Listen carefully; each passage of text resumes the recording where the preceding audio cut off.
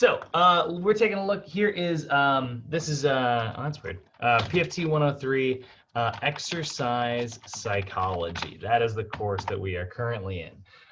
So this is a fun class because like we're gonna get a chance.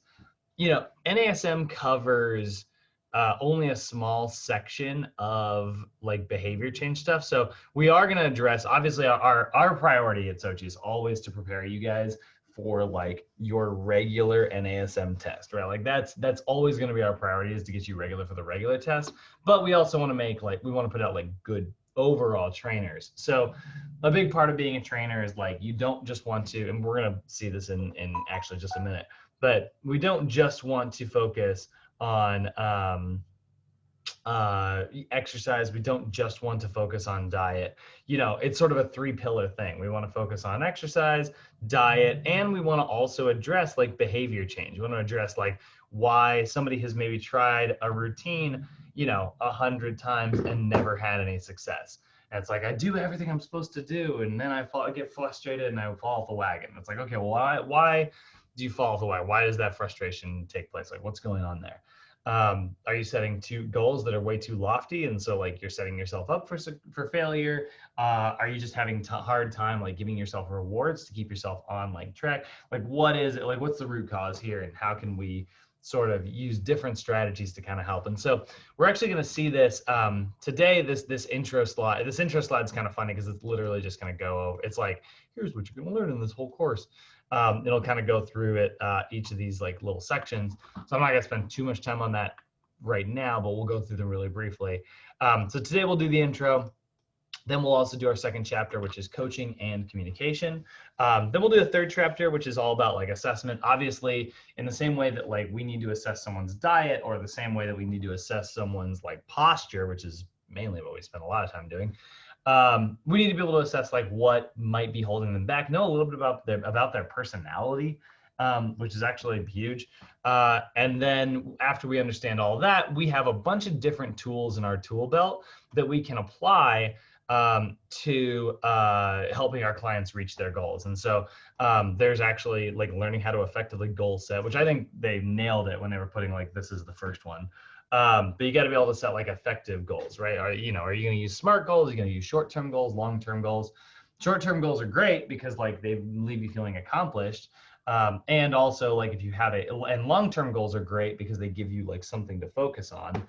But having a combination of the two is like lightning in a bottle, because like, you get to feel the accomplishments consistently, and it's providing you feedback. It's like, am I on course? You can tell through the short-term goals.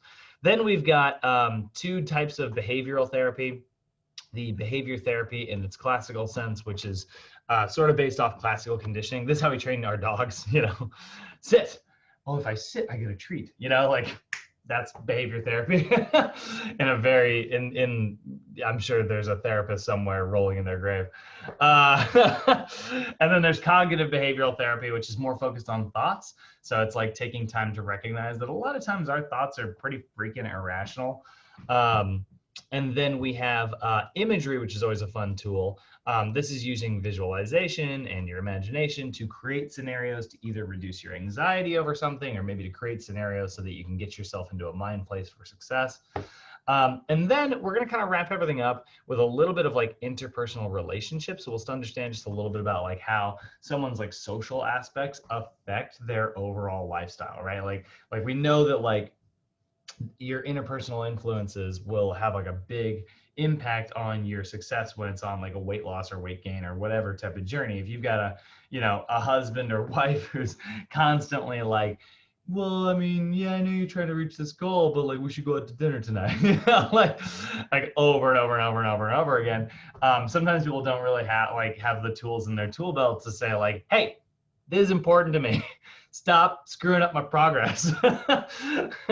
And sometimes like, they need a little bit of coaching on how to do that. So that's what we'll go over there. And then at the very end, you're going to see we've got lifestyle modification and behavioral coaching, which is your NASM chapter 19.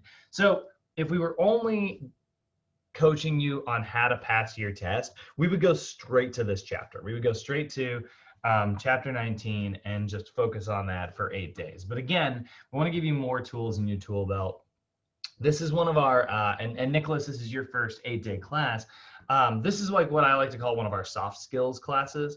And what I mean by that is like, it's one of the classes that's going to definitely enhance your like tool belt as like a personal trainer, but not every trainer is going to use behavioral therapy. You know, not every trainer is really going to use like a lot of psychology. They're going to be maybe a group exercise person who doesn't really have to meet with people to discuss about their goals all the time, you know?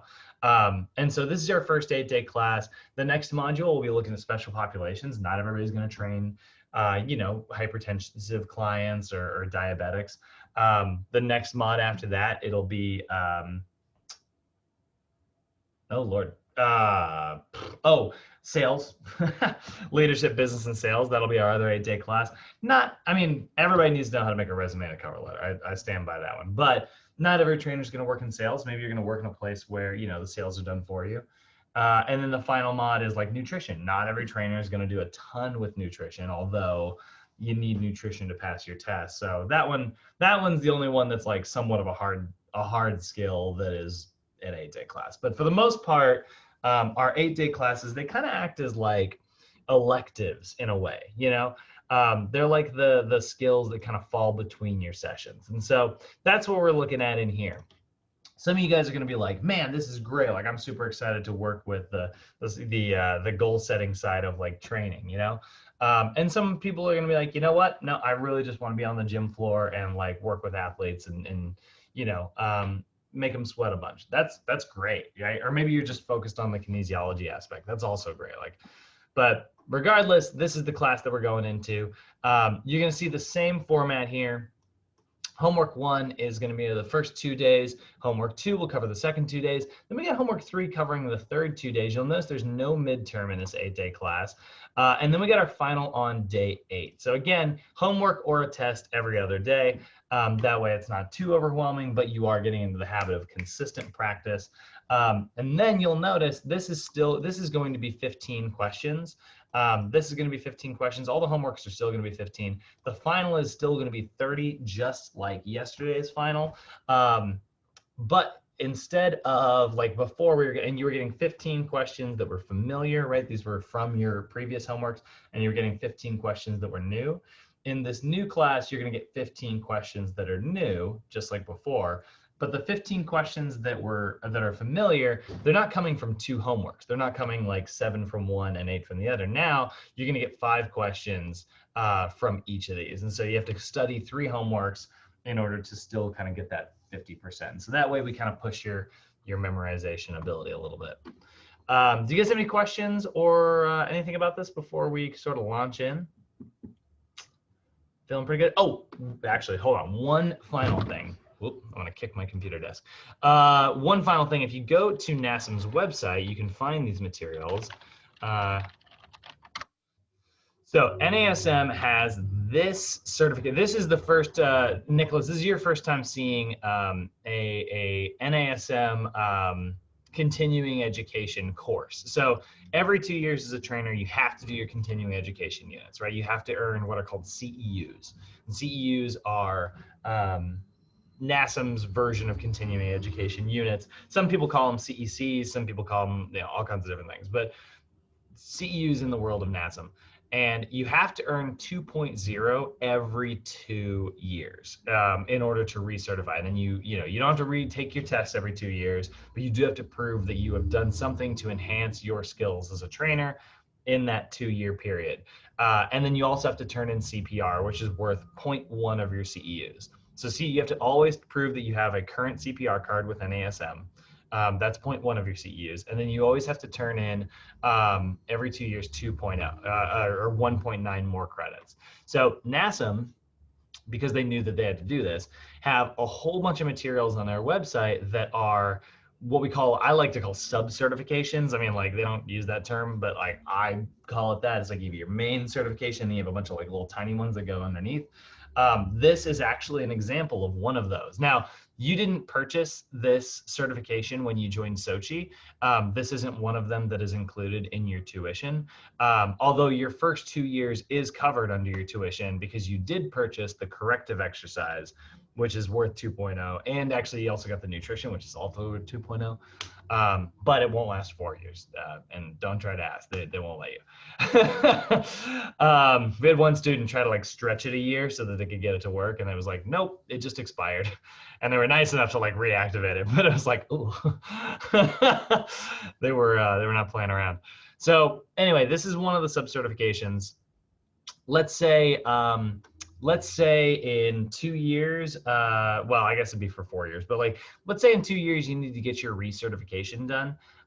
What's really cool about that is like, you know, as a Sochi student, you are a member for life, you know, and you want to come back and like sit in on class. Well, we are about to teach you how to pass this sub-certification over the next 8 days. So like, it's a pretty handy thing. I would just keep your notes, you know, keep them. If you decide to ever get the certification, you'll know exactly how to pass it with ease, because you'll already have gone through it, and you know they'll have all their materials up there and stuff. You'll still have to buy it. Like, don't get me wrong. Like, you know, I don't think there's a version that's cheaper if you already have some of the materials.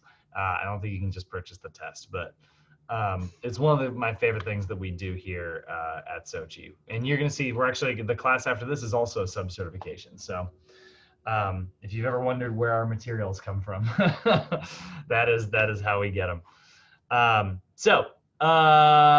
That being said, I am going to need to send you guys the behavior change manual. One thing that's kind of a pain in the butt, by the way, guys, and I apologize for this, the other manuals in the past were all one big PDF. This one is 9 separate chapters. So, keep them organized, put them in a folder, and don't lose them. All right, let's dive into this stuff, shall we? All right, and then hold on a second.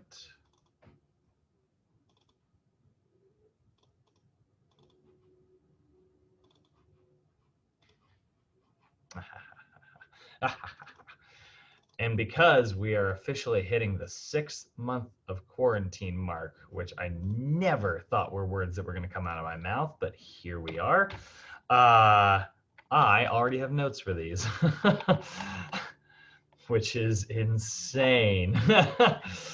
I hope they're good. These are, you know, first draft notes, like when we were new to this crap. Let's see if they hold up. All right. So we are looking at, so to kind of intro everything out in chapter 1 here. This is our introduction to behavior change. So this is just going to basically be like a brief overview of all the tools, all the behavior change strategies that you can implement. You don't have to use all these tools. For instance, like it's an effective tool, guys. Like, it's incredible, but I'm just not that great at coaching people through visualization. It's not one of the tools that I often lean on as like someone who, you know, has these skill sets, you know. But I absolutely love cognitive behavioral therapy, and I love regular behavioral therapy, and I love goal setting. Social cognitive theory, another one that I don't really find comes up that often. But again, just think of these as tools in your tool belt. You don't have to use every one of them. But you can use any one of them. Looking at it, so employers are definitely realizing that with the need for improved fitness levels of their employees, right? We know that like this is that classic, like every freaking NASA material that they have, they're like the first slide, they're like, people are unhealthy, we have numbers, people are getting worse. They do it every time. So here we are again. They're realizing the need for improved fitness levels. You know, even though there's more gyms, even though there's more trainers out there, unhealthy and lifestyle choices still exist, and because of that, it costs companies money. You know, they have to pay their employees for sick days, they have to lose money when their employees are not around, and productivity. And they actually have measured this, that employees are 10 to 12% more productive when they're healthy. You know, like when you're not nagging about your back pain and you have to stand up and walk around the office for a few minutes and not get your work done, you know, which, I mean, you should be getting up every few minutes anyways.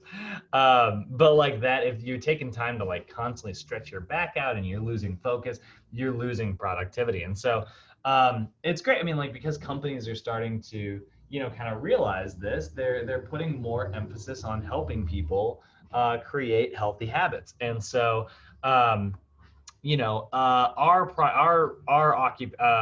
occupation is going to be as a health educator. And so you can call yourself a behavior change specialist, like that's the name of the certification, but like we're falling into this category of health educators, right? Are we a therapist? Definitely not, right? But in the same way that like we are not a dietitian, but we are allowed to educate on nutritional concepts, the same thing is true here. I may not be a therapist, but I can absolutely help you understand certain aspects of your personality and, highlight for you like clients that I've worked with in the past where we've come up with an effective strategy. One of my favorite success stories I've ever have in like my career is I had a client and we sat down, we just talked about how her smoking like all the time was such a problem. And I was like, so when is it that you smoke? She's like, well, for years I just in like the, and she was very old. She was like, during the 70s, I would always smoke like, while I was on the phone. Like, I used to do like telemarketing and stuff. And so I'd be on the phone and that was a great place to smoke. And I was like, oh, okay. And so she's like, so I still have that habit. And, my husband's been dealing with it for 50 years. But like, at this point, like our doctor's like, you got to quit. And cause she's like losing lung capacity and stuff. And so I was like, all right, well, let's figure out how to, knock out 40 years of smoking, like, let's come up with a strategy here. And she's like, yeah, and it's only gotten worse now that I have a cell phone because I can just go everywhere, And I was like, okay. And so I was like, when do you like? And so we kind of like were just trying to highlight, we were like figure out like when she was mostly smoking. She was like, well, I mostly smoke like when I'm talking on my landline, and because she still had a landline. I was like, okay. And she's like, because that's when that's where I call my family from, and so like because these are usually 20-30 minute conversations, that's my favorite spot. And so I was like, okay, great. And I was like, so why? And she was like, well, I just like having something tactile to kind of play with while I'm doing it. And this is all before fidget spinners. I would have absolutely gotten this old lady a fidget spinner if they had been around at the time. That would have been brilliant. Probably not actually would have worked, but instead what I did was like, okay, well, what types of like fruits do you primarily like? And she was like, what? And I was like, well, what kind of like fruit do you normally like? She's like, well, bananas, apples, whatever. I was like, okay, let's get you like a bowl of fruit, near where your like phone is. And from now on, like, I want you to go through the process of like apples in particular, like you have to like undo all of the like the processing. So while you're on the phone, you grab that fruit, head to the kitchen, wash it off. While you're there, peel that sticker off and twist the top off the stem, throw it away, sit back down and continue talking, the whole time you're talking on the phone, and then I start eating that apple. Like a banana, again, you have to peel that sticker off, and I want you to like, peel it once you go through the whole thing. Oranges, sticker off. And she's like, why are you putting so much emphasis on this sticker thing? and it's like, well, it's just part of like giving you more like tactile, like something to play with while you're on, because that's what you want while you're on the phone. And so like, what you're addicted to, and this is where classical behavior therapy comes in. You're addicted, don't get me wrong, like you've definitely got an addiction built on like a foundation of nicotine, but really your brain also just loves succeeding at stuff. Like our brain is designed to enjoy whenever it succeeds at something. And so like whenever you pull a cigarette out of the carton, pull your lighter out of the pocket, put that cigarette back in your pocket, like the whole process and like lighting all that, like that's like a routine. That's like a several step thing that your brain goes, did I do good? And then all of a sudden it gets this reward of like nicotine. It's like, I did do good. I'm so good at stuff, and your brain's like, it feels like accomplished. And it's like, that's not awesome. So what we want to do is we want to give you like a new routine. We can't, you're going to talk on the phone, but if we can give you if we can switch your routine up and just trade it for something healthy, and then also reward your brain afterwards, and this time you're going to be rewarding it with like, fruit sugars, which is a good thing, antioxidants and vitamins and minerals, like we're going to reward it with something that is still like a kick of sugar, and we're going to try to rewire your brain. And it was super successful. I mean, she, that was one of the, like, she talked about it all the time. That was the only thing we ever talked about after that. Like, sometimes you'll have like these successes with your clients, and it becomes like the defining moment in your relationship with them, and that's all they ever talk about. This client, by the way, I used to train her and her husband, and I would go to their house to train them. And they were super competitive with each other. But I never knew who I was training first. So I'd show up, and they were both like in their 80s. And I'd like show up, and they'd be like, I'm going to go first today. And then, they'd make food, and, or they'd be the other way around. But it was so funny. Their daughter got them like a Fitbit, and Claire, she walked every day. Like, she's a smoker, but she walked every day, like always. And so they got them both. She got both of her parents these Fitbits, and they were really competitive about who could get more steps in a day. And Claire just constantly destroyed Victor. Like, he had no chance, like he wasn't going for like a walk every day. But one time I like showed up, and I was like talking to Claire for like a few minutes. And he like comes around the hall, and he's like, did she tell you what happened? And she's like, oh my God. And she like, storms off. And he's and before, like, she was like, she tell you? And I was like, I don't know. I just didn't say anything. He's like, I crushed her. It's like, I wiped the floor. I got so many more steps yesterday. And he's like rubbing it in real hard, and she like storms off. And then like as soon as she's out of ear's length, he's like, I clipped it around the dog's collar for a couple hours. And I was like, that is devious. And that's my favorite moment. That's my defining moment of training those two. So anyway, that's what a health educator is, right? Like, I'm not, like, we didn't apply therapy. We just figured out, using a couple different like sets of tools, what could possibly be effective, right? And so we are responsible, like what we're allowed to do. We're allowed to do a health assessment, right? We are allowed to like assess not only like posture and stuff, and not only diet and stuff. We can look at like someone's personality type, and we can assess for maybe like asking them what they've struggled with, what their goals are. We can help them develop a plan. Now, that's a key thing there. We do help develop a plan, but we can't tell someone what to do. Very similar to nutrition, right? Again, we're applying what we're going to see in this the next PowerPoint. We're going to talk a lot about like guided self-help. We are allowed to help them implement and execute that plan.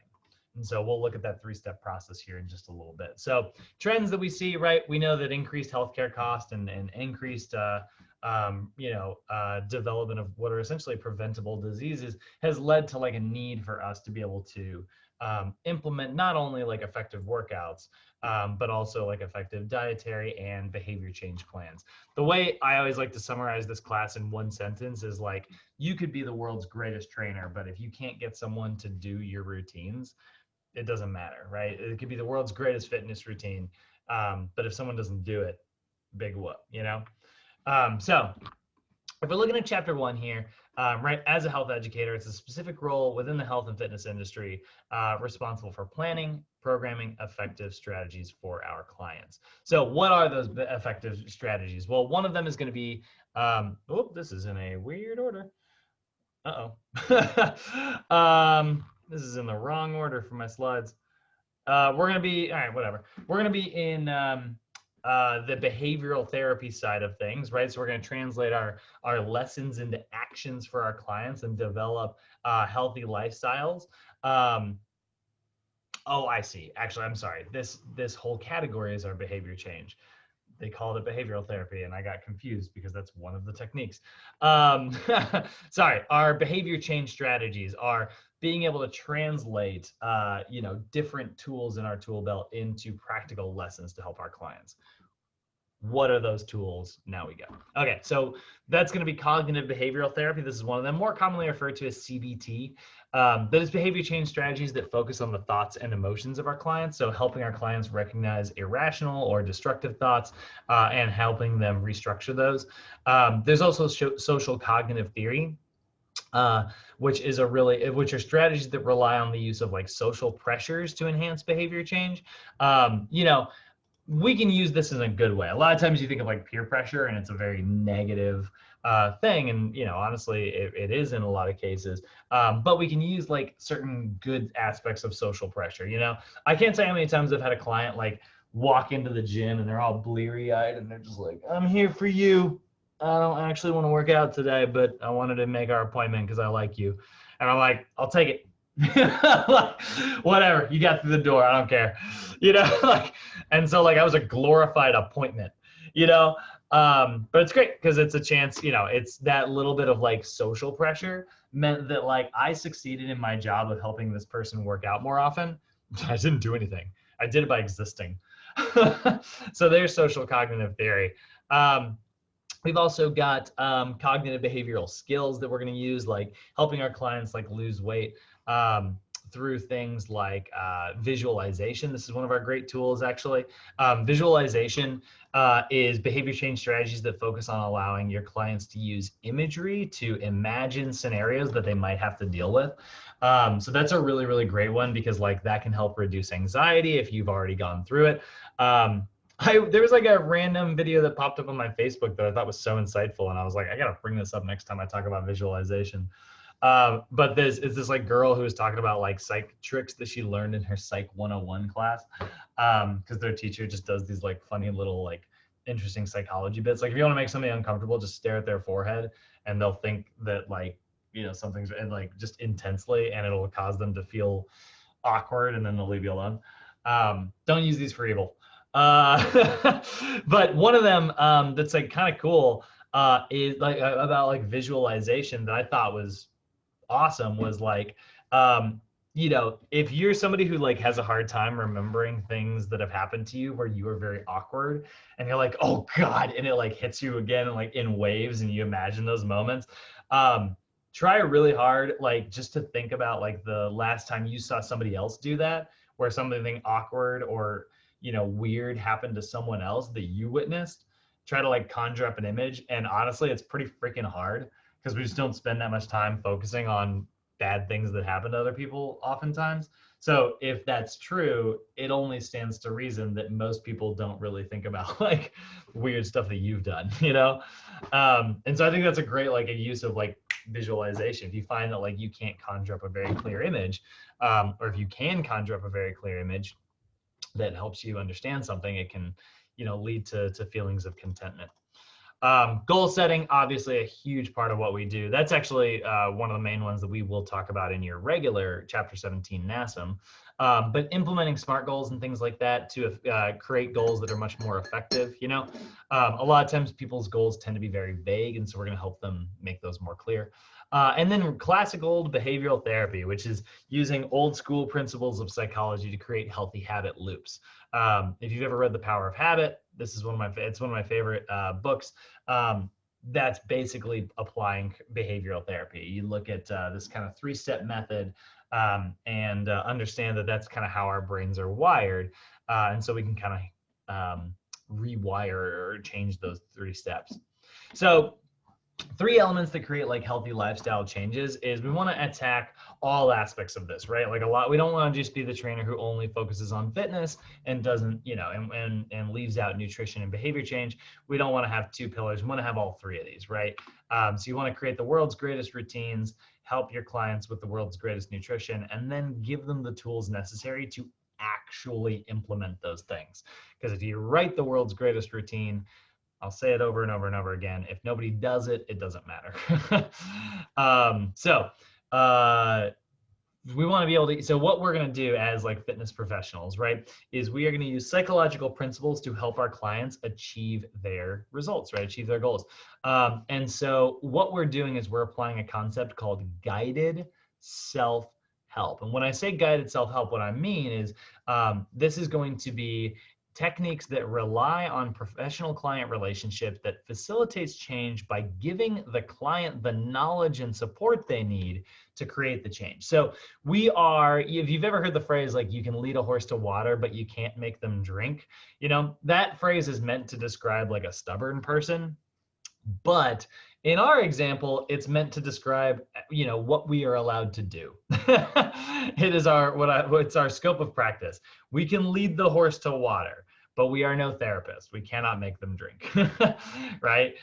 So we got to stop there. But if you are helping your client, maybe they have just like a moment where they're like, I get it. You're right. I should do that. You know, if you can help someone come to that realization, awesome. That is absolutely within the realm of what we are allowed to do.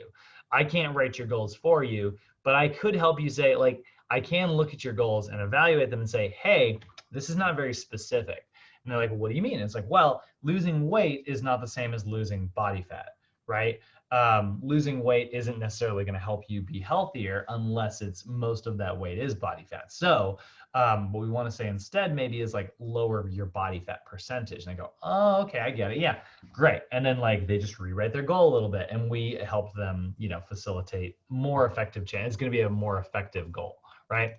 Or maybe their goal is I want to lose 28 pounds in the next month. It's like, that's a lofty goal. Let's, you know, reword that just a little bit. So we need to make sure that we always specialize. When we're specializing in behavior therapy, we do apply or abide by a very strict code within our scope of practice. And so, Nicholas, this is your first time hearing scope of practice in our classes, but basically what scope of practice is it is all of the things that we are allowed to do and all of the things we are not allowed to do. We are in a little bubble and we don't want to step outside of that bubble, you know? As a trainer, we are not allowed to tell someone what to eat, but we can help guide someone to what to eat.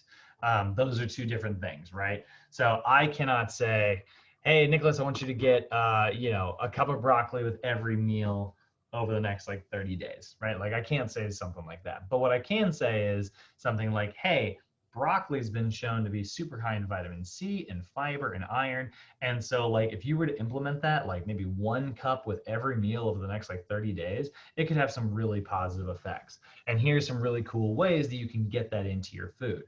So like I can show you things, I can highlight things, and then you can make the choice. But I can't tell you what to do. The same thing is true in the world of behavior therapy, right? We are allowed to kind of help someone by identifying it and, you know, using specific identity techniques to sort of assess and figure out what's going on. And then we are absolutely allowed to sort of guide someone through that, but they have to be making the choices themselves. That's the difference between guided self-help. So we're going to work to adopt healthy behaviors and healthy habits. We need to be skilled, obviously, in all kinds of different things: exercise, nutrition, behavior change, lifestyle coaching principles. We're going to be looking at those in just a minute. And then we want to focus on meeting goals or outcomes rather than trying to help someone with their past. That's another big thing that kind of makes us different than like a therapist. We are very focused on the present. That's our realm, right?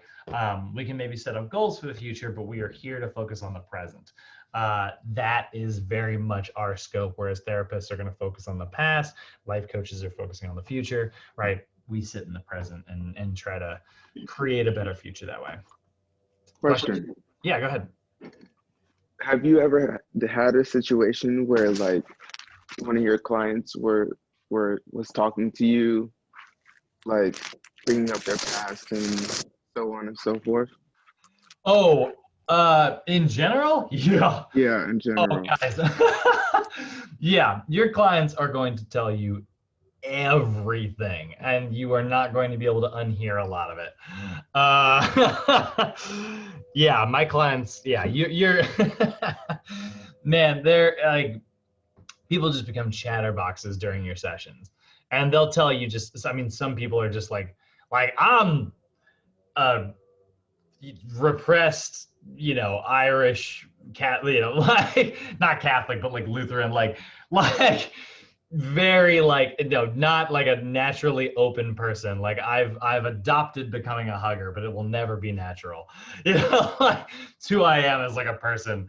And my clients are just like, yeah, so this weekend I was doing this and that. And it's like, good God, okay, good for you. You know, you know, it's things that I would, you know, would shove to the back of my closet. But yes, your clients are going to tell you all kinds of stuff. But you don't want to use too much. You don't want to focus on dredging up the past. Don't guide them through going into their past to get something, to affect something in the present. Don't do that. That is very much a therapist's thing. You aren't going, you know what, here's a good way to put it. Don't go fishing in the past. If it comes up, that's fine, you know, but don't go fishing to get what you need to succeed in the present. Now, if you had like if you asked a question like what's your history of diets like, that's okay. You know, like have you tried dieting in the past? Have you succeeded? Have you failed? Stuff like that's okay. But like trying to go back and be like, oh well, you know, you had this kind of experience at a young age, and so it's led to these type of habits. Not really our realm. Does that make sense? Did that kind of clear it up for you? That makes sense. Okay, so similar service is similar to our job, right? Life coaches, right? Behavior modification, personal consulting, or health educators, right? Like these are all things that we can, you know, like there's no. This is the other thing that's like distinct, and I'm going to use dietitians as sort of an analogy here. But like we're one of the reasons we're not allowed to write diets for someone and like tell someone to adhere to that diet is because in the U.S. food is considered medicine, and so when you give someone like a diet plan to stick to, you are prescribing medicine, which is totally not something we are allowed to do. So that's why we don't do that. Oops, sorry. Now that being said, we are totally allowed to give somebody an example meal plan and say, here's a really good healthy example of like what someone who's eating 2,000 calories in a day would eat. You can totally do something like that. That's absolutely within our realm. But I cannot say, I want you to eat this, right? The reason we can't do that is because we are not medically trained, right? We are wellness trained. We get health and wellness outcomes through like byproduct rather than through targeting. And so this is what's always kind of funny, but like, and Nicholas, I'm just going to ask you, because I know you're the one, you're the newest here. If I were a nutritionist, am I allowed to tell somebody to what to eat? Am I allowed to give somebody a diet if I'm a nutritionist? Yes. Yeah. Actually, still no. Uh, Oh. Crazy, right? So dietitians can. Dietitians are Oh. medically trained. If you're an RD, a registered dietitian, you're allowed to give a dietary plan. Nutritionists, there is no governing. Now, there could be a governing body someday. I'm not saying nutritionists forever won't be able to give diets. But as of right now, there is no governing body that looks over the idea of a nutritionist, which is kind of funny because what I mean when I say that, you know what that essentially means? In the eyes of the US government, there is no such thing as a nutritionist, which is kind of funny. There is such thing as a personal trainer, right? Certified personal trainers, a CPT, that's what you're here to get a certification on. It's something that in the eyes of the government exists. So because of that, there have to be standards for how to, you know, meet those, or there has to be a way to meet those standards in order to call yourself that. That's why you're here to get your NASM. NASM is a company that teaches people how to get their CPT, just like ACSM, ACE, NESTA, ISSA, all those other certifications that are out there. All of those are, you know, whatever company name, CPT. And the CPT part is what's recognized by the US government. So like if you were to ever like go up in front of somebody and they were like trying to sue you for giving them like exercise advice, and you know, let's say they take you to court, judge is going to go, are you an expert? And you're going to go, yes, I am. And you're going to present them your NASM certification. They're like going to go, great. Did you step outside of your scope of practice? Did you do anything that you're not allowed to do? And you're going to be like, nope. And you're going to go, cool. Case dismissed. See you later. Sorry you got hurt, random guy. You know, like, but if somebody else were to go up there and be like, are you an expert? And they'll be like, yeah, I've been studying fitness for 40 years. And it's like, okay, cool. Show me your license. They're not an expert.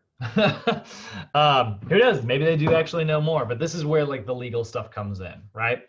So nutritionists, there's no such thing as like a nutritionist thing. There's tons of sub-certifications out there. Like you're going to be a nutritionist when we're done with you at Sochi, right? You're going to have your fitness nutrition specialist. Technically, you'll be an FNS, but because FNS is a sub-certification, it also doesn't exist in the eyes of the government. And this is where, I don't talk about this too often, but this is where things get a little blurry. Sub-certifications are not nationally accredited. So the FNS certification is a cert, but it's a cert that feeds into, it can be used for continuing education, but it can't be used as a core skill set, if that makes sense.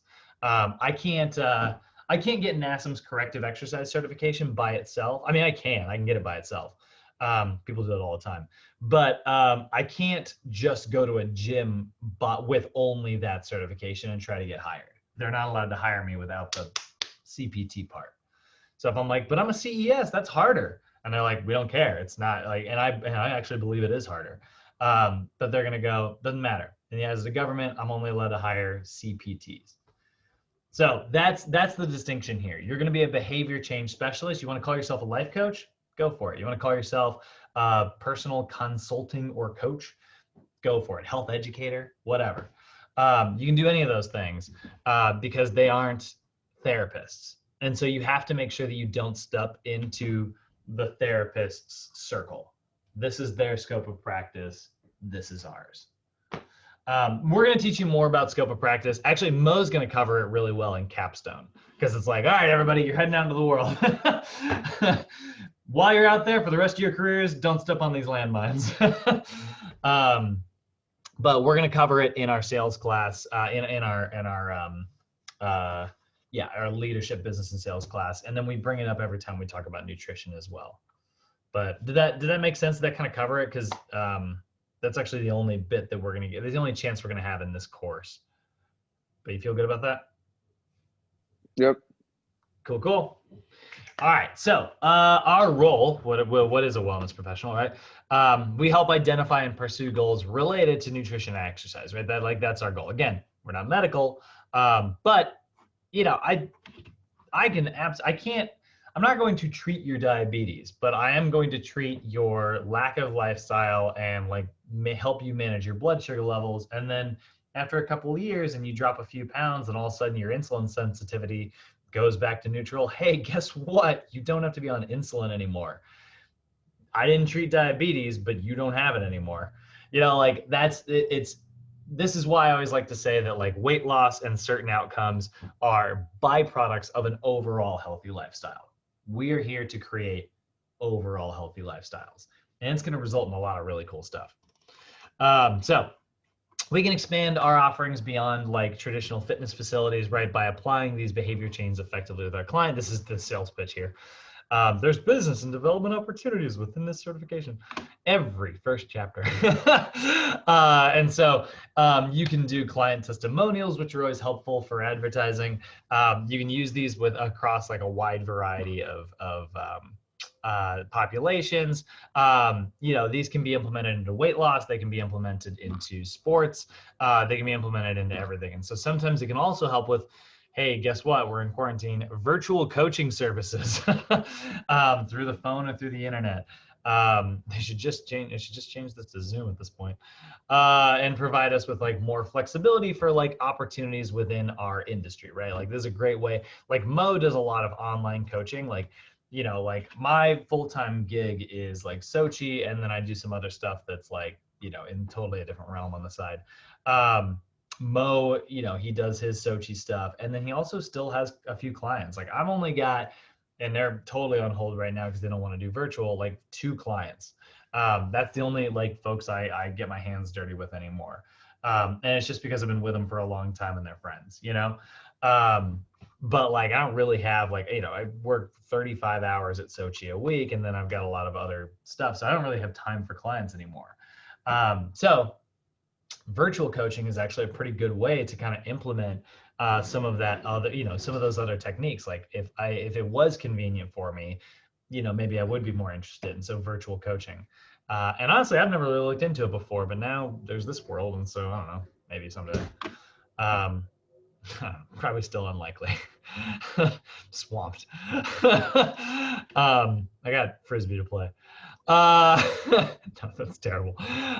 So then we have, NASM certified personal trainers. We are going to use NASM's behavior change model. And so we're going to see 2 things that are a little unique to this. And so we are going to focus on implementing behavior change while also focusing on the OPT model.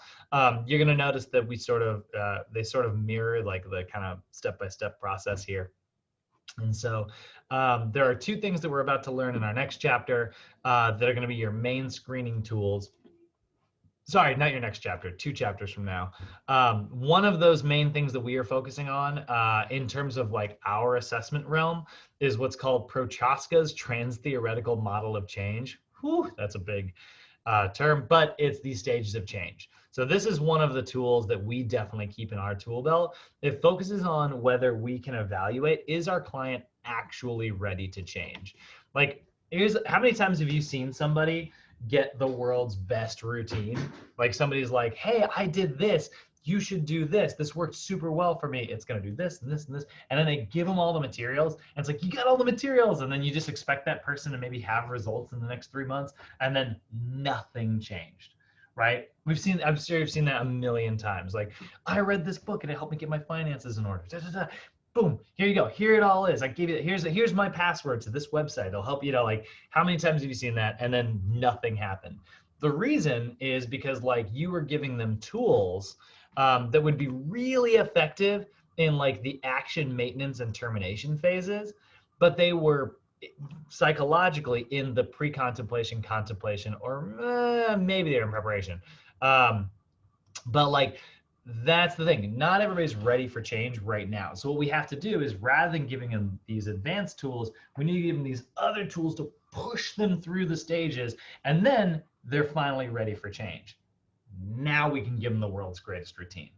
And that's one of the things we need to kind of be able to identify. And so we're going to focus a lot on the stages of change model throughout this course.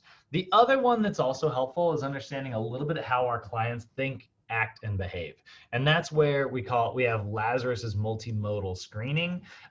We actually aren't going to use Lazarus's method because it's incredibly personal and super advanced. It's like 20 pages of tons of questions, but it's meant to give you like this crazy overarching, you learn everything there is to know about somebody, That's a little bit beyond our scope. We are going to spend our time focusing a little more on the basics of what we call basic id, which is behavior, affect, sensation, imagery, cognition, interpersonal, and drugs biology. So these are basically the things that affect someone's personality, right? What are their behaviors like? Like, how do they usually act? How are they affected by things like physically? Actually, I'm sorry. How are they affected by things emotionally?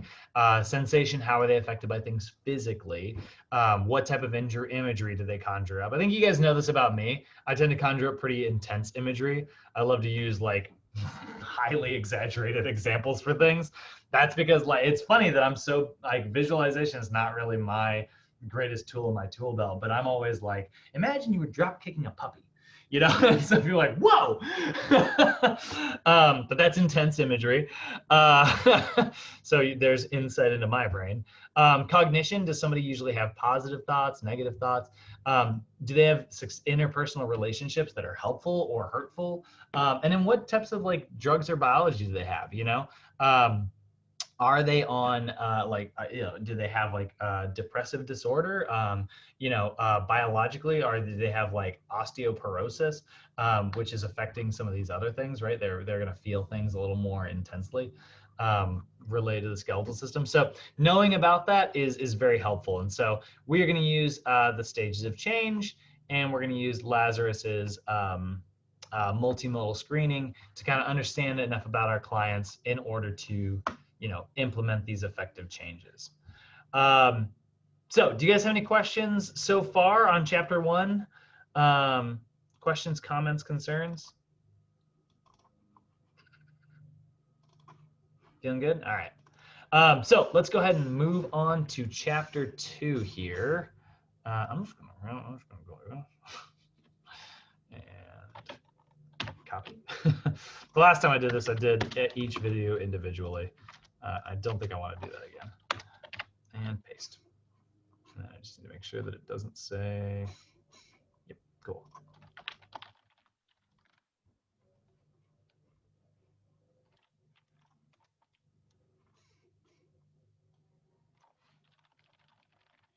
I mean, and this, by the way, this chapter and these PowerPoints correspond directly, which is really nice because sometimes they don't line up. But you could say PowerPoint or chapter 1, whatever you want to say in this course. All right. So let's go ahead and take a look at what a coach is, right? This is our second chapter, coaching and communication. And like I said, you're gonna have the little manual here, but this will be your coaching section. By the way, if anybody wants this printed, please let me know so that I can actually print it for you. We don't do it unless you ask, just because some people, like, it ends up wasting a ton of paper, and we're trying to keep some trees alive. But there's no physical copy of this textbook, I put in quotes. It only exists as a PDF. I'm pretty sure, I mean, there's probably one copy somewhere, like Nazem probably printed it out one time and put a binder on it, and there's the only copy that exists. But there is no physical copy of this book out there. It's just these PDFs. I see the weirdest things out my window. A guy just walked down the street. It's got a parrot on it. I just saw a pirate in 2020. I saw a guy walk with a bird on his shoulder. Or I'm crazy. Because you guys have no way of knowing. And at this point, neither do I. And that's not good. Speaking of behavior therapy, I'm crazy. Okay, so let's go ahead and look at coaching and communication, right? This is our second chapter here. Coaching, a very integral part of what we do, right? It is a big part of like medical professionals, social workers, teachers, and then obviously like trainers, right? There's way more than that. Individual counselors, therapists, but obviously like trainers, right? Like we're a coach. That's what we're doing here. And so coaching is very much the idea of like guided self-help. I was just telling you guys earlier before we started the call about my friend Andrew and Danae. Danae was having some hamstring trouble, so she came over and asked for some advice. But she also was asking me, she's like, hey, I want to hire like a trainer to work one-on-one with me. And I was like, great, I got somebody perfect for you, And so like I connected them with an ex-Sochier, and they're doing like some virtual like consultation now. And my friends are very COVID cautious. They're really not, like, they're like in our loop, like I have like, I'd say 6 people. We were giving ourselves like a limit of 10, but I have like 6 people that I let over. Though that's as many as like I'm comfortable meeting with regularly, other than like when we meet on Fridays and we go out to like an outdoor field where, there's very low chance for, oh my God, contagion. So because of that, like, I don't really bring that many people over to my house. It's just like a small list. These 2 don't bring anybody over. They come over to our place, and that's about it.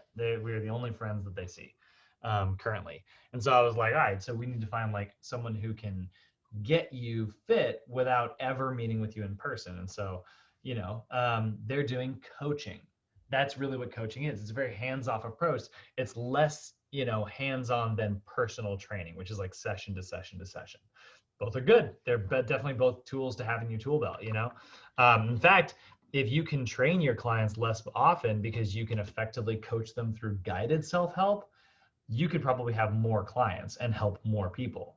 So this is a really great thing that we're trying to develop, right? So it's a connection between 2 individuals in which a coach, primarily through asking questions, encourages their client to make changes, make the changes that the client desires. So we're trying to help our clients have more ownership over their own outcomes, which is awesome, right? We are focusing on assisting in helping them come up with possible solutions, and we're there to encourage our client.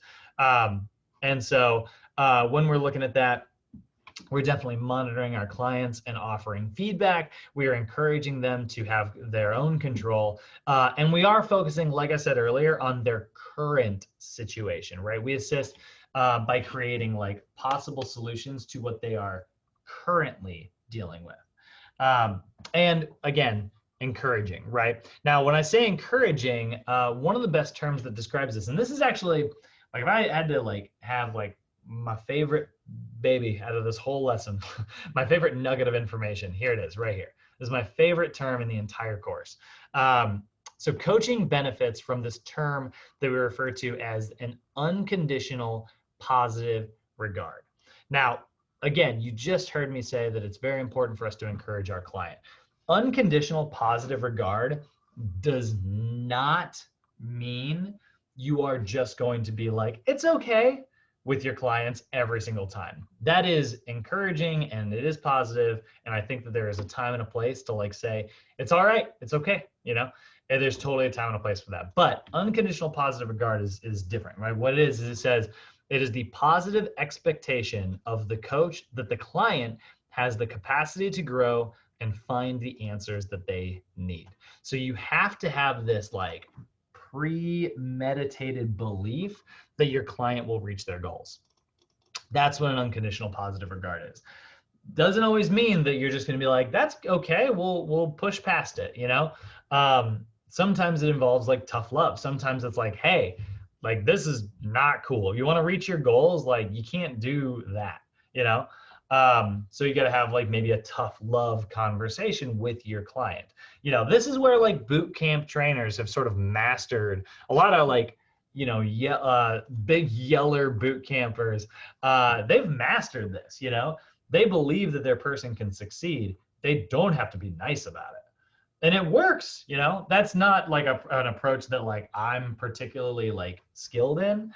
You know, I tend to be like much more on the like, you know, I will force knowledge into your brain until eventually we come to a realization. Like, you know, that's sort of like more my aspect, but like they're both great and they both succeed because the coach believes that the client has the capacity for success. So my favorite way to kind of reword this is you must believe that your client is going to change and meet their goals. The second that belief is lost, the power of the coach is lost as well. So let's say you have a client, let's say I'm going to use an extreme scenario because it's me. Let's say you have a client who is trying to eat healthier and they go to McDonald's 499 days in a row. And you're like, you've been working with them for, you know, over a year, 499 days. And they're like, yeah, I've you know, I know we said we wasn't going to, and I didn't mean to, but I did again yesterday. And that happens every day for 499 days.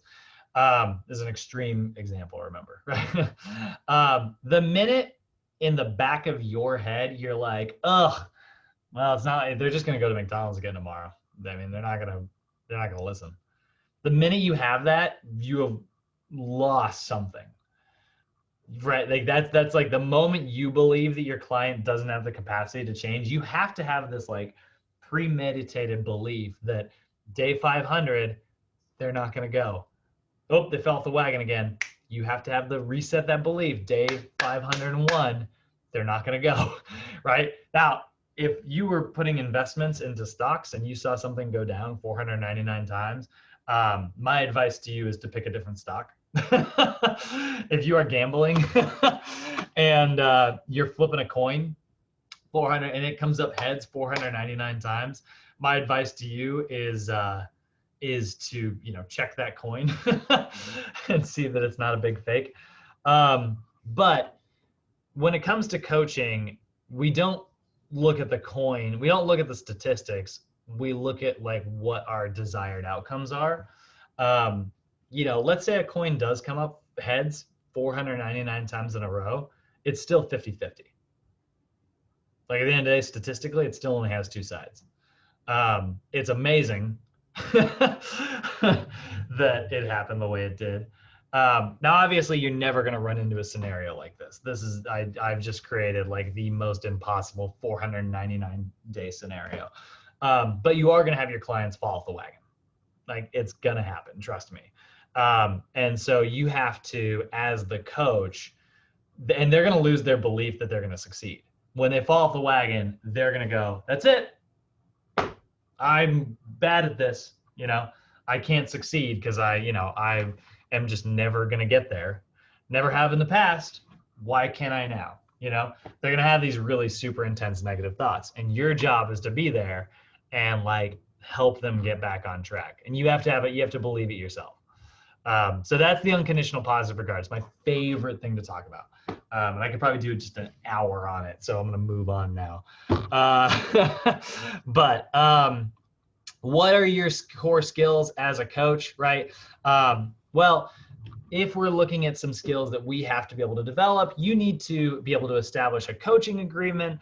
That effective agreements are going to be things that set like boundaries and times and finance, even talking about like the finances and stuff. You need to be able to establish trust and rapport. So we're going to talk about like how you can do that. Demonstrating empathy is a big part of being a good coach. It's nice to sympathize with someone. It's effective to empathize with them. Sympathy is going, oh man, that sucks, right? But empathy is like, I get it. I've been there, right? I've been there too. We can push past this. Those are different. One is much more powerful than the other. We need to be able to provide helpful examples. So you do want to be able to kind of, communicate with your clients. You want to be able to actively listen.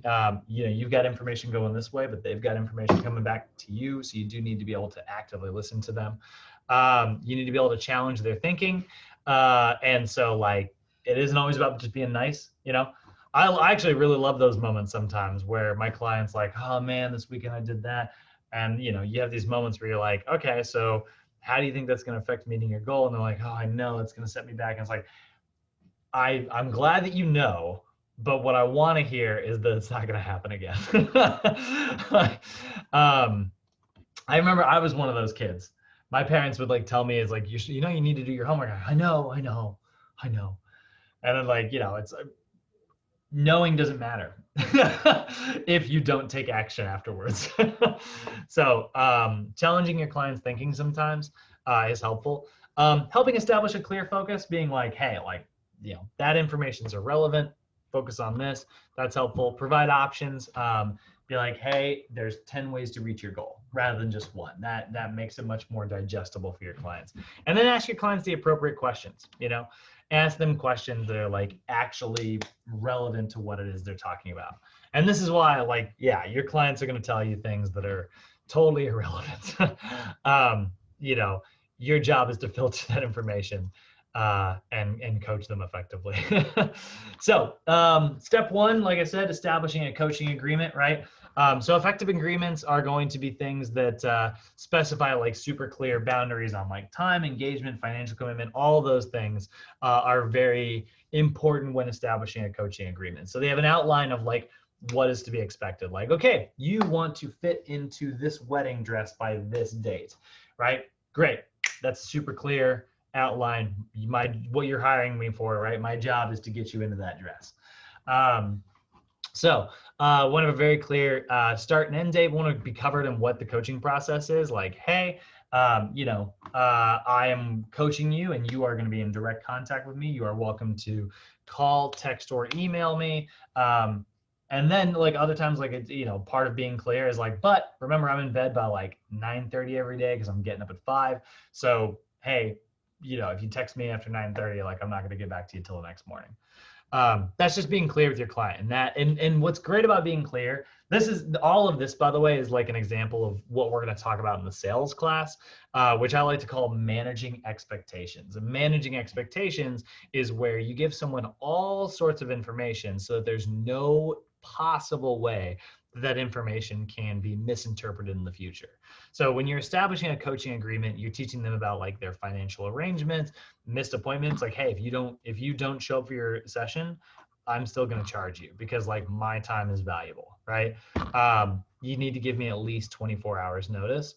And then if you cancel on me and you do give me 24 hours notice, but you do it like too many times, I'm going to fire you and get another client.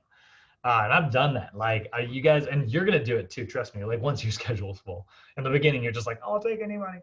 But like later on, you're going to be like, you know what? You don't really listen. I have lost my unconditional positive regard. I think you'd be great with this other trainer. Don't ever say those things to their face, but like those are what you are allowed to think those things. But yeah, I've fired so many clients. And I'm harsh about it, and when I mean, like, I'm not harsh about it. Actually, that's not true. I'm clear about it. It's like, look, I gave you a box to stand in. You stepped over there. I told you not to do that. We knew what was going to happen, you know? Because if they're constantly canceling on you, number one, it's going to make reaching their goals hard. But also, like, you know, I got into this industry to help people, not to have missed appointments. So that's a big deal. And then statements on like what your responsibilities are, like what you are responsible for and what you're not responsible for. Lay out your scope of practice to your clients because they're going to say things, you know, like here's a really, really good example, actually. So I had a client who I trained at her house, and she was she would always like walk her dog before our sessions. And so like I'd always like get there like right as she was like kind of getting back from her walk. And that was like something that I helped her like come up with an idea for. I was like, this is great, right? Because what it's gonna do is it's gonna warm you up. And then like we can, you know, your stretching is gonna be, your body's gonna be nice and warm. It'll be good to stretch. But one time she was running behind, like, and I knew she was running behind. She was like, "Hey, I got to rush off like right after our appointment today." She was texting me about it beforehand. I was like, "That's fine. Like, we'll make sure we're on time and stuff." And so I showed up, and she hadn't walked her dog, and she knew she wasn't going to have time to walk her dog after our appointment. So she was like, "Hey, while I do this, would you be willing to like just take my dog around the block real quick?" And I was like, "No." And I loved her dog. Her dog was great. Like, and I love dogs. Like, but I was like, in my head was like, this is a moment that's me stepping outside of like what I was hired to do. Like, this is a professional relationship. So I was like, counter argument. How about I help you with what you're doing right now, and then we both walk your dog and come back and stretch. And she was like, okay, great. And I was like, cool. That's within my realm. I will stand next to you on the treadmill. I will not do cardio with you. And I love running. So, you know, that's a big part of like understanding what your agreement is, you know? Nowhere in my coaching agreement did it say I will walk your dog for you. So you shouldn't have to ask. Stop being harsh. It's just being clear. So we need to be able to establish trust and rapport with our clients as well. So read your clients, get general responses, and like, you know, understand and learn how to connect with your client. You know, everything we say and do here is confidential. That's a really important thing. Make sure that your client knows that like you're not going to go blabbing about their personal history. And then part of usually establishing trust and rapport is also at some point getting this information out. You don't have to say it this way, but man, getting this information out at some point is like so helpful. But it's like, hey, I believe that you are an essentially healthy, intelligent person capable of making your own decisions in life. Like making like that's important not only like to display like again like trust and rapport with your client. It's also just like I'm going to base the information that I give you on the belief that you are someone capable of absorbing that information, right? Like it's unreasonable. Like this is, I get, speaking of dogs, I get frustrated when people like yell at their dogs. I'm like, your dog doesn't know English. Like they are not intelligent enough to understand what you're saying. So like when you are yelling at your dog because you got back home 6 hours after they crapped on the carpet, they have no idea how to draw a connection between those two like events. Like you missed your opportunity. It's a viable goal to get your dog to stop doing that, but you're using the wrong tools, and it drives me insane. So the same thing is true with like I think it drives me insane because of this. I'm like overly sensitive to it, but like that is like, you know, helping your client like at some point be like, you are understanding this. Like if they don't understand it, this is where when we start talking about training youths, right? Which we're going to, youths are not oftentimes intelligent or like emotionally capable of understanding certain things. That's why we have to structure our workouts differently for kids and our behavior change strategies. We'll be seeing that in 9 days. So other one we want to do is be able to display empathy. And so like we're going to do this primarily through presence. Presence is great. This is just basically authentic focus through like outward signs of attention. Posture, nodding, empathetic statements. One of the best ways to just prove to somebody that you are listening to them is to parrot back what they said in your own words. So like you can use both empathetic and encouraging statements. Like, I hear what you're saying. That's like my favorite phrase. I hear you. Say it all the time.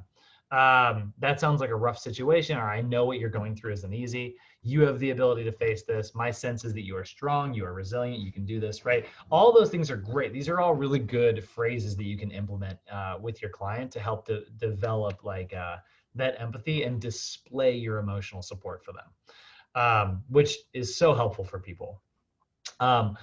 This is, I love, there's a, this applies really, I'm not giving relationship advice, but this applies really well to relationships as well. But there's a great moment in Parks and Rec, which is one of my favorite shows. One of the problems that I have as like a significant other is that I tend to be like a problem solver. You know, I think it's just part of my industry. I've spent my whole career built on like helping people. And so sometimes I had this girl that I was dating who was just like, you know, I'd much rather you just sit there and listen.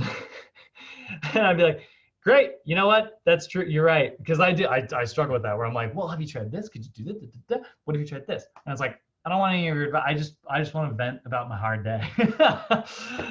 There's a great moment in Parks and Rec where Rob Lowe's character, his girlfriend is pregnant, and he's like, I got you this pillow, and I set the temperature to this, and there's food that's showing up at 2 p.m. and and she's like, because she like sits down and she's like complaining about how her back hurts and her feet hurt, and she's like, oh, and then like, and she just blows up on him. He did all these nice things for her. He's like so confused. He's like, I don't get it. And like later, one of the like Ron's like, you made the classic man mistake. You tried to fix what's wrong instead of just listening to what's wrong. And he's like, next time, try this. That sucks. And he goes home and like she like vents again. He's like, that sucks. And she's like, it does suck. Thank you. And it's like this, it's such a great moment. And sometimes, you know, like you need both. I think both, that's a part of our job. I think you need to be able to figure out which tools are which. And that's, you know, why people are going to tell you things. Now, you also need to be able to provide helpful examples. This is another tool in our belt, right? Inspiring stories, skillful communication. All of these are sort of tools for like a coach, right? We want to be able to do all that. So people are inspired by stories, you know? We want to be able to skillfully communicate those stories to our clients and, you know, give them helpful examples. Active listening totally goes back to presence. They're almost the same thing. But listening intently and like showing outward signs that you are paying attention, making eye contact with your body language is a really big one. Using their own clients' words like back to them is a really big one. Like again, this is one of my favorite ways to tell if someone's actually listening to me is when I'll ask a question and they go, uh-huh, yeah, uh-huh, uh-huh, yeah. That person's not actually listening. It sounds like they're listening. But if they say something like, so what you're saying is, right? That person is acting like they're absorbing it, right? This is like my mom when she used to yell at me, you know, for being like, what did I just say? And I'd say, you said this. I was great at that as a kid. And she'd be like, what does that mean? And then I would go, she's like, yeah, you heard me, but you didn't listen to me. And then my mind would go, crap, I got nothing for that. So that's the difference between like listening and hearing. So strategies for active listening, show that you're listening by making consistent eye contact, nod, and take notes. You know, taking notes is great too. Focus your attention completely on your client. Don't be goofing around on your phone. Ask probing questions. So like, so what you're saying is, and then like reword it rather than just saying yeah or no, right? Hold your silences. Try not to cut your client off. This is like the biggest one I struggle with because I'm such a chatterbox. But try to hold your silences for as long as you can. And then use their own language. Actually, this is a nice one. Like the more you start to like, you know, get to know your client, the more effective you're going to be at sort of like speaking the language that kind of, you know, penetrates their brain, you know. You ever want to read, you ever want to read some really cool stuff? Look at just like the differences between like people's brains. Some people tend to be a little more logical. Some people tend to be a little more emotional. Neither's really better than the other. But it's interesting because you can know how to communicate with those specific people by speaking their language, um, which is awesome. Now, one of the other things you're also going to do is challenge your client's thinking. So being able to communicate positive attitudes when they have negative thoughts is going to be huge. And this is where a process called reframing comes in. This is sort of a key vocab word right here. But reframing is the process of asking powerful questions to help your client see their situation in a new light. And what that does, it leads to like a much more accurate assessment of the situation. So when somebody says, I can't lose weight, there's no way I can lose weight. I'm useless at doing this, right? Help your clients like, well, have you lost weight in the past? Like, yeah, but it always comes back. So okay, but it has happened, right? And it's like, yeah. So theoretically, if you were to find a way to keep that off or like continue implementing those, like, it's not that you can't lose weight, it's that you tend to do it in a way that's not sustainable, right? And they go, yeah, I guess that makes sense. Fine. Like that's more fair and more positive. That's great, right? Like that's what reframing is. It's helping your client sort of see things in a much different light. You know, uh, I find that this, man, I talk about this so often. It's so weird that I feel like a vlogger sometimes whenever I teach this class in particular, because a lot of this behavior change stuff comes down to like also like your finances and how like how you treat like money and stuff. But I know so many people who are just like I grew up super crazy poor, and so like and I'm still dealing with like a lot of that. But it's like sometimes like people get stuck in this ad. They're like, well, this is just I'm part of this social class, so like it's almost like I'm not allowed to earn this much money and stuff. And it's like that is not a fair way to see the world. Like that is not fair or accurate, man. Like your choices reflect your outcome. Function follows form, and so like you are allowed to be whoever you want to be. Now if you don't want to like do that, that's also fine. Like that's great. Like I think that you are welcome to live your life however you want, but like to say that it's impossible for you to live your way the way that you want is irrational and inaccurate. So helping your clients like reframe their statements, here's some really great examples here. Like I'll never be able to run a marathon. And it's like, well, you could begin for training for a 10K and see how that goes, right? Maybe you could start with 3 miles, then you could start with 6 miles, and then a half marathon, right? Like, yeah, I mean, it may seem impossible to run a marathon right now, but it also, when you were an infant, you don't remember this, but it seemed impossible for you to be able to walk across the living room.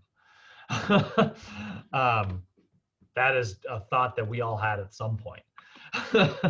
So that's a big part of like what we do as well. We're also going to help our clients establish a clear focus by setting a combination of like our goals, right? So we've got a difference between like performance-based goals and learning-based goals. Both are really good, by the way. But we're going to help our clients come up with these. So performance goals focus on avoiding like appearing like incompetence. You don't want to be like these are goals that are related to like developing your base, right? So that's like a performance goal. Like I want to be able to do the bare minimum of this skill so that like I can go to the gym regularly. That's great. A lot of like brand new clients really are going to focus a lot on performance goals.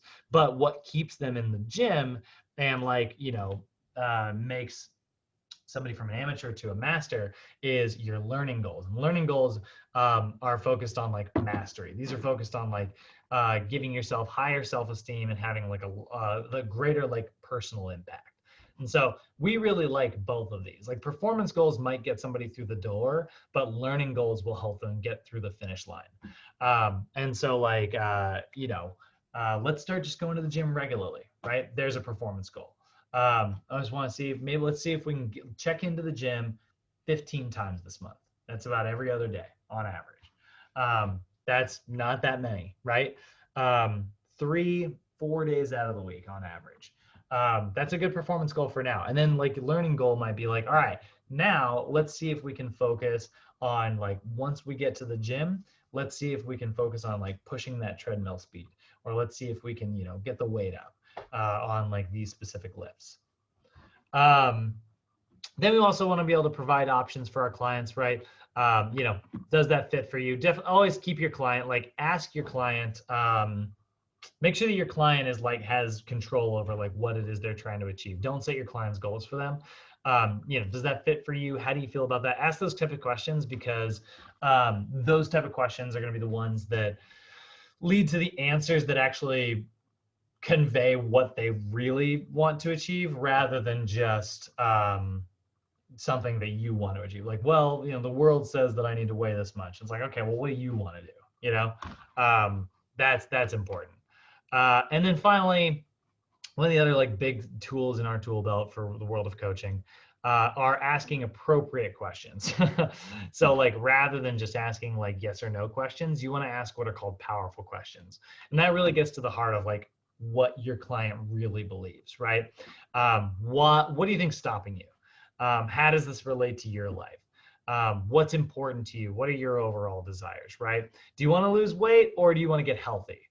It's like, well, I want to have enough energy to play with my kids. Okay, so it sounds like, you could do that at a heavier weight, and maybe some of that weight will strip off at the same time.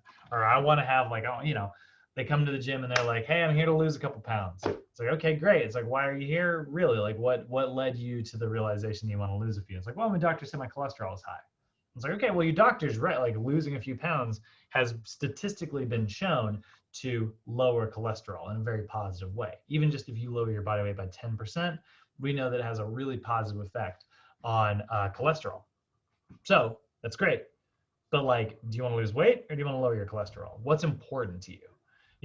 That's the real goal here. So a lot of times, like, it's like a means to an end, right? We are going to focus on the actual end rather than just the means.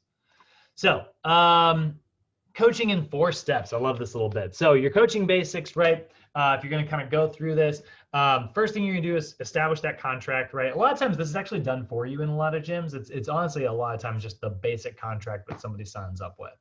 And then you are going to meet with your client to discuss like any of their goals or any of their issues, right? And then you want to be able to establish like a specific desired outcome. Sorry, I just got so distracted. I literally just told you to stay off your phone, but I glanced and I got an email from a student. I'm so excited. I want to, earlier, remember how I mentioned like you are a Sochi student for life, right? Right. So I had a student reach out to me. So Maggie and Robert, you guys were in our weight loss program design class, right? Just recently. It happened, it ended the day before you joined, Nicholas. But I had a student reach out to me because she was like, hey, I know we haven't talked in a couple of years, but I graduated and I need to get my CEUs done. And I bought NASM's WLS certification. And so she was like, could you send me some materials? And I was like, I can do you one better. I can give you a Canvas login. And so like, I gave her all the materials and I've been emailing her, and she just emailed me just now and distracted the crap out of me because she passed her test. But she had tried like 2 other times, and then she was like, crap, because you only get 3. They have to like buy more materials. And so she was like, before she like tried her 3rd time, she was like, I'm gonna call Sochi. So Sochi for life. Yeah, that was kind of cool. So anyway, now I'm focused again. Wait, squirrel? No. So we want to be able to like identify, create a contract, and then I meet to discuss like what their issues and what their goals are, like what is it they're actually dealing with. And then here's a really big one. You want to summarize all that up as the coach, right? Like, again, you need to summarize everything for your client in order to make sure that like you have a very clear idea of what the actual outcomes are. So I love managing expectations. I already told you about that, right? That's making sure that you're being clear in the beginning. I also love summarizing things. And that way there's no gray area, It's great. It leads to like a much fairer view of things. And that way, like if something comes up, it's like, we talked about this, right? Like we knew what was going to happen when we discussed this. So here's our action plan. and then you launch into it. Then you're going to continue proceeding, in a lot of these steps over and over and over again over however many sessions you have with your client. So this is a 4-step process that they're breaking down here. I put these notes in here. This isn't in the PowerPoint, but in Capstone, you guys are going to go through, when you get to corrective exercise, NASM has this really great little chart that breaks down the 4 stages, the 3 stages to personal training. And this is like a 3-step problem-solving method that literally works for anyone in like any part of a service industry, whether you're a doctor, mechanic, dentist, personal trainer, therapist, whatever. You're basically going to boil all your sessions down to these 3 things. Step 1, you're going to identify the problem, right? In our world, that means doing like an integrated fitness assessment. In the mechanic world, it means hooking your car up to the computer and running a diagnostics test, right? But the first thing you always need to do whenever you're trying to like solve a problem, identify what that problem is, right? Step 2, you're going to solve the problem. You're going to reach into your brain, come up with all your knowledge, and come up with a solution to that problem, right? So you solve it. We do that through program design, right? My friend Danae, she had hamstring troubles, right? And I was like, well, I'm going to identify why she has hamstring trouble. So I did an assessment. She has an anterior pelvic tilt. So I know that if you have an anterior pelvic tilt, you need to loosen your hip flexors, loosen your low back, and strengthen your glutes, right? So I was like, okay, here's 4 exercises you can do. 2 stretches, 2 strengthening exercises.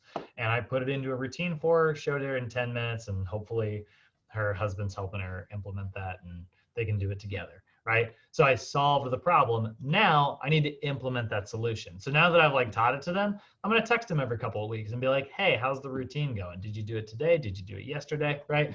And that's implementing it, right? That's a kind of a coaching method. If they were my client, I'd be like, hey, let's meet on Monday, right? So you're going to identify the problem, you're going to solve the problem, you're going to implement the solution. You're going to do an assessment, you're going to write a program, and you're going to train the hell out of them. And that is the 3 steps to being a trainer. If you're a mechanic, right, hook it up to a computer, go figure out which part, fixes that. I know nothing about mechanics. And then shove it in the car. Should have picked a different example. So, painted myself into a corner. So the flow of your sessions a lot of times are going to look like this, right? You're going to check to see how your client's doing in the beginning, right? Again, identifying any issues, discuss any of their goals or homeworks from the previous session, discuss their current situation and any new issues that they might be struggling with, measure any of their progress towards their other goals, right? So again, this is a big like identifying stuff, right? We're just gathering tons of info. But then we're going to modify the goals if needed. We're going to be like, well, maybe this would be a much more effective way to do it, right? We're going to ask questions related to their goals. Maybe this is again, we're trying to like solve this problem. Then we're going to implement that solution and say, okay, by the next session, here's what I want you to have done. Boom, boom, boom, boom, boom, right? And confirm your next meeting. And that isn't part of the step process, but always confirm your appointments. Identify, solve, implement. Okay. Last little bit here. And I know these PowerPoints are a little unique in the sense that like sometimes they feel a little listy, where it's like just a lot of, you can see a lot of terms in bold here. But our last little bit here that we're going to kind of wrap up with is identifying your client's model of change, right? Like where they are in like their different like learning styles and like what type of like change they're actually ready for. So we're going to see Kolb's learning styles, and we're going to see the Oscar model of change. By the way, these are just general outcomes. These are just generally like how your person is like thinking. They're insights into like your client's brain, basically. And also, by the way, this is your first of very, very many acronyms. Psychology loves acronyms. Whew. Ooh, Lord, there's going to be a lot. So here's the first one. So actually, I guess I said basic aid earlier. This is your second one. So Oscar model of change is focused on the outcome for your client, the situation your client is in, their choices, their actions, and reviewing. So you can kind of think of this as like a flow for your sessions. If you were to flow your coaching sessions just in this order, you'd actually be pretty well off. I mean, there's more to it than that, but this actually gets you a pretty long ways. So your outcome is the destination or the goal, right? The coach helps the client clarify what their actual goals are, right? Sit down, ask them, what are their goals? Situation is the starting point for where they're at. So get clarity on like where they are right now. The purpose of this is like also to help your client kind of realize where they're at, right? Again, this is where reframing might happen, right? Get a clear, accurate representation of what their current situation is. Then choices and consequences. You as the coach are going to lay out some options, right? Come up, and when we look at problem solving, we're going to look at this on, I think it's the SMART Goals Day. Throw as many solutions as you can at your client, right? Okay, well, what if you became a millionaire by winning the lottery? That's a crap solution, but at least it's a solution. You know, like just don't judge them, just lay them all out. Then you can pick the right ones. But for now, just get the ball, just start spitballing, come up with solutions for your, well, what if you started working out 5 hours a day, right? Don't do that. But like, they'll be like, well, that's unrealistic for me because I don't have enough time. Okay, what about 3 hours a day? Still unrealistic. What about an hour a day? I can probably do an hour a day, right? Great, that's all we need. That's what I wanted in the first place anyways. But I threw out so many options that it made one that seemed, maybe hard before, I highballed you. Then you got actions, right? These are a detailed plan, right? You're going to come up with like how to meet those goals, right? So if you give your client like choices, you're going to come up with actions to meet those choices. And lastly, you're just going to review it at the end of all your sessions. Make sure that you are, evaluating like whether it's realistic and if your client thinks they can stick to that program, right? And then as you continue to coach them, continue reviewing. So we got to know a little bit about how our client thinks in order to be able to effectively do this. Like me, you guys can tell I'm a little scatterbrained, right? So you got to figure out like what type of brain your client has. And this is where we have different like learning styles. You've probably heard of, if you are, this is so fun. But you probably heard if you were either like an auditory learner or a visual learner or like a kinesthetic learner, right? Those are sort of the big three sometimes you'll hear about. This is not related to the Kolb's styles, but it is, these are usually the ones people have heard of. Maggie, what are you, do you think? What type of learner are you? I would say I'm a tactile. So, I need to be, yeah. Yep, absolutely. Nicholas, what about you? Definitely hands-on learner. Yep. Like in person, yeah. Totally. Robert? I'm more of like a visual learner. Okay. Yeah. Yeah.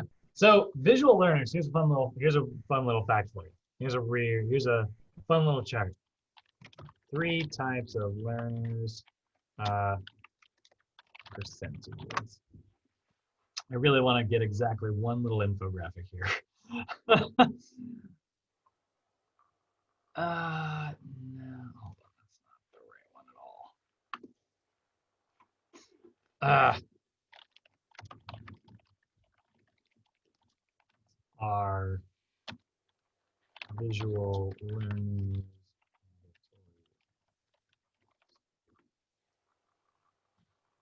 Okay, so here's like a fun one, right? A typical classroom has about 29% visual. This, by the way, we are looking at like one freaking very brief article here, so this is not exactly like great data, but I'm in a hurry. So 29% were visual, 34% were auditory, 37 were kinesthetic, and then that's too many percentages. But 30% of students were like mixed.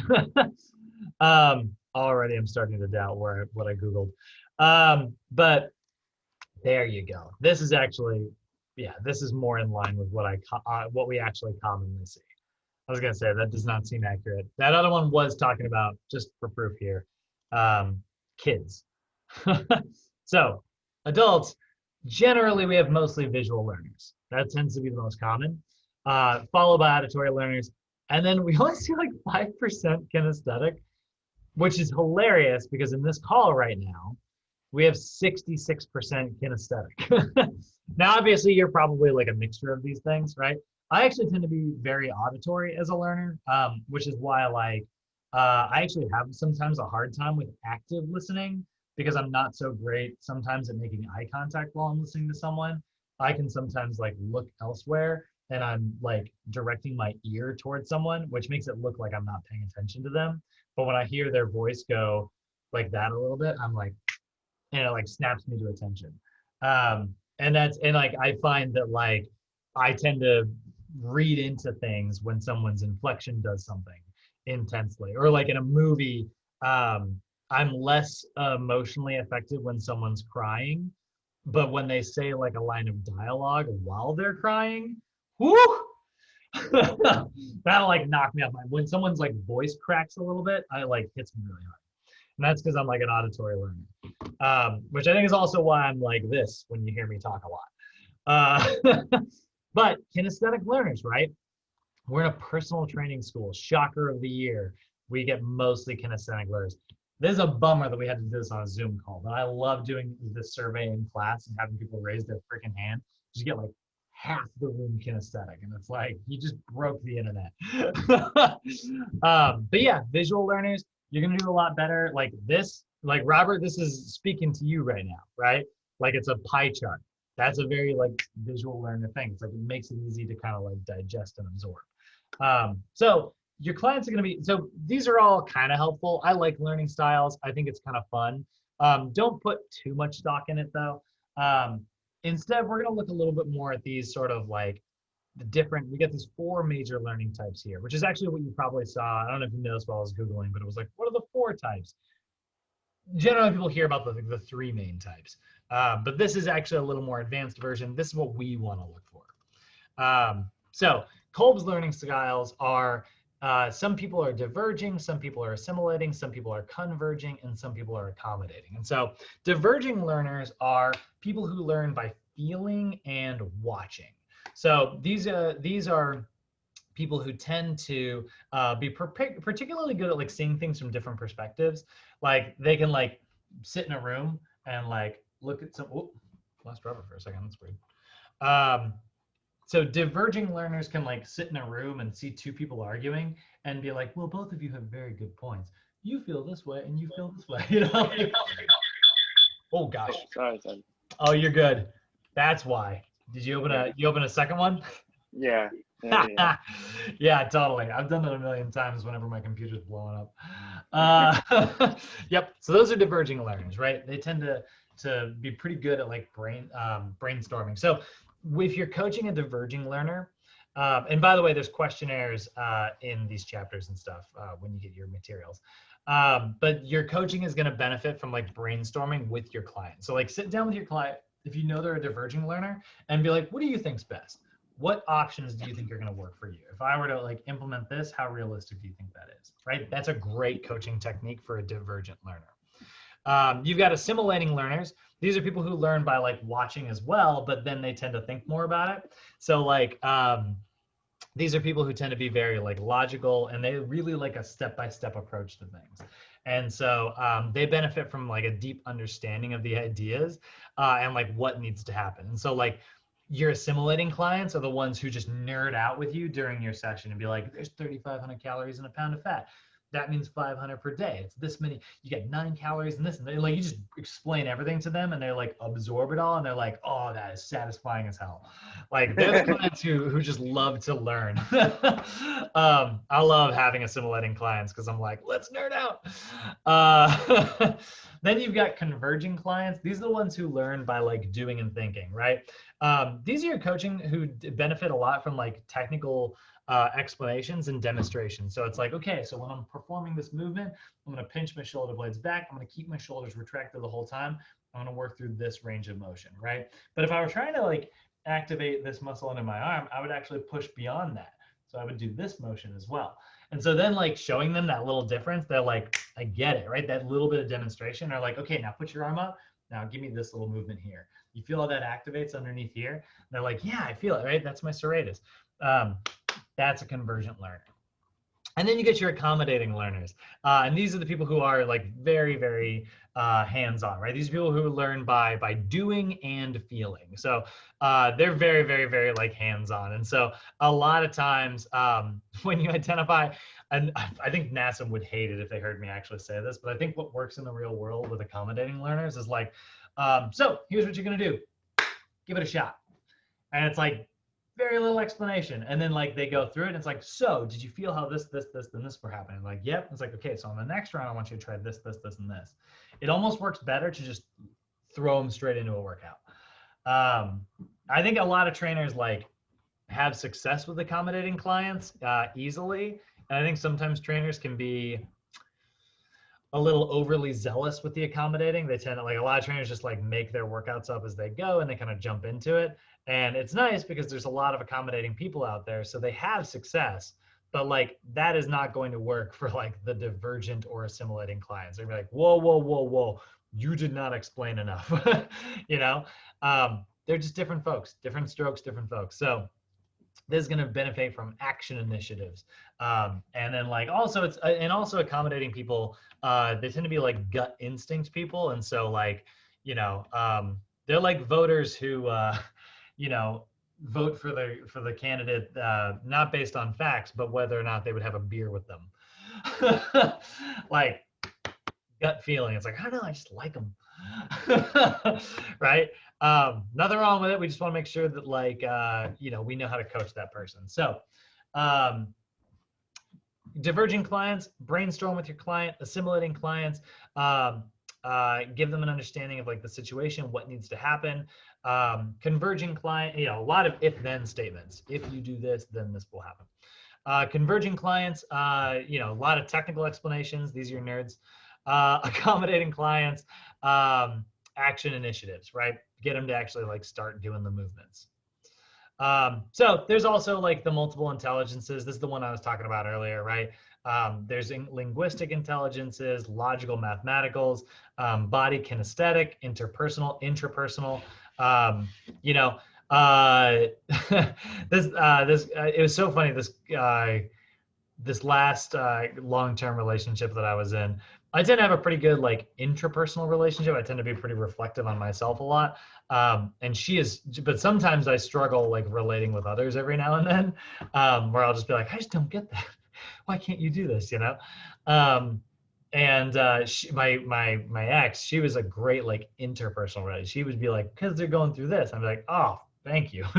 You know, and it was like a light bulb moment. But that's like a kind of a fun thing there. Musical, like some people are very musical in their intelligences. I love this like little bit here, but they don't actually spend very much time on it. I think they give you one little chart in the book. But if you ever want to read about multiple intelligences, I think they're a pretty fun topic. So summarizing everything up, because again, we love summaries in this industry, right? No standard measurement. There is no standard measurement for like a coaching engagement, right? There has been obviously shown like that having a relationship built on like rapport and trust is very effective and important. So one of the ways that you can help like develop a deeper understanding with your client is by doing self-evaluation questionnaires. And that's what we're going to look for tomorrow when we get into like client screening. Some things to be aware of. Be cautious about like ambivalence. You know, and what I mean by that is like, don't just like lose your drive for success with your client, and make sure that your client doesn't do that as well. This is why like long-term goals are good, but we want to have short-term goals to meet along the way, because sometimes you can lose motivation. You can become ambivalent towards your goals. And then also like make sure that you're being aware of any inconsistent or incomplete behavior change. A lot of times people will move through one stage of change to another, and then they can also like fall backwards. So be aware of that. Some people tend to be really hard at like looking at themselves, and some people tend to be pretty hard about like having too many commitments at once. You guys have heard me say my approach to like nutritional coaching plenty of times, where, you know, I always say like, you know, you get a new client, they're like, I want to do my diet, I want to do my behavior change, I want to set goals, I want to change, you know, I want to work out, I want to do this. And it's like, too much. I want you to show up on time. We will work on all those other things later. As soon as you show up for like, 9 appointments in a row without ever being late for any of them, let's start changing your diet. Once having me in your life has become routine, then we can implement that other stuff. And 9 is just a number I picked at random, by the way. Don't take that take that with a grain of salt.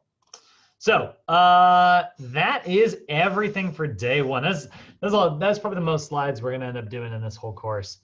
Well, that's not true. There's one long day at the end, but that went pretty well. Do you guys have any questions or comments or concerns? Anything you're worried about or anything that wasn't clear?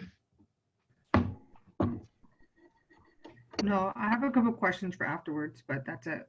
Okay. Nicholas, how you feeling? Robert? Pretty good. All right. Well, heck. Oh, sorry, Brad.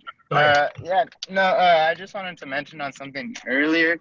I'm very much kind of the person, I've explained to you before where it's like, well, this worked for me, why wouldn't it work for you, And I came to the conclusion where I'm not really the type to take excuses from people.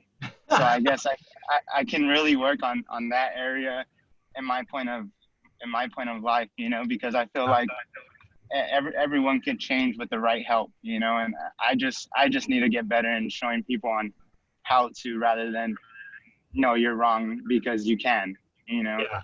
No, I mean, that's great though. I mean, like it is, because you're going to get so many like excuses, and I in a weird way like excuses. I like the explanation behind why something happens. This actually, I struggle with this sometimes, like in interpersonal relationships myself, where like something will happen and then I will explain like why it happened, and someone will go, well, that's just an excuse. I was like, no, I'm not trying to excuse the behavior, like I screwed up, but it happened because of this. So what I'm doing when I'm like conveying that to you is I'm explaining how it happened so that I show you that I'm aware, and I will make sure those things don't happen again. So excuses can be good, but we want to make sure that they're not used for like the wrong purposes. And that's a lot of times like what we sort of want to develop with our clients, right? It's okay to understand why something went wrong. What we want to do is avoid having it go wrong again. So that's great, Robert. I think you're in a good spot with that, actually. Yeah, that's a good tool to have. All right, guys, I'm going to boot you out of here. We're going to end today's recording, and I'll see all y'all tomorrow.